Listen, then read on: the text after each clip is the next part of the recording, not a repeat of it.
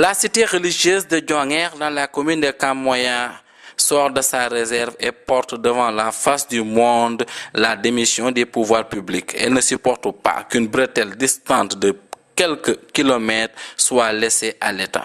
Réhabiliter cette route en y mettant de la latérite, donc Dionger-Kamoya, puisque la population de Dionger n'a pas cette force pour faire la route, mais le gouvernement du Sénégal et le président de la République à travers le plan Sénégal émergent peut bien aider la population à avoir une route pour faciliter l'accès.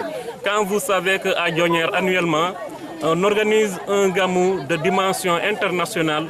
Les populations viennent de partout, de l'intérieur du Sénégal, de la Gambie, de la Guinée-Bissau, de la Guinée-Conakry et de la Mauritanie pour rallier Dionger.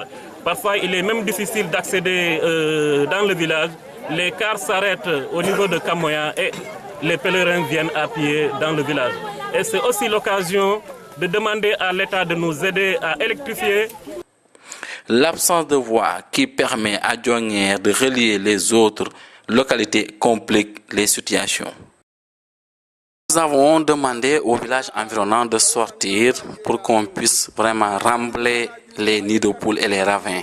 Chaque année, nous le faisons après le passage de l'hivernage. C'est comme nous n'avons rien fait. Mais c'est les moyens du bord parce qu'après moult appels, on n'a pas encore senti la réaction des autorités et on ne peut pas rester comme ça. Mais nous sommes des femmes. Voyez combien de fois c'est difficile. Dionger Kamoya, c'est un problème. Période hivernale comme en période de saison sèche, c'est toutes les peines que nous retrouvons.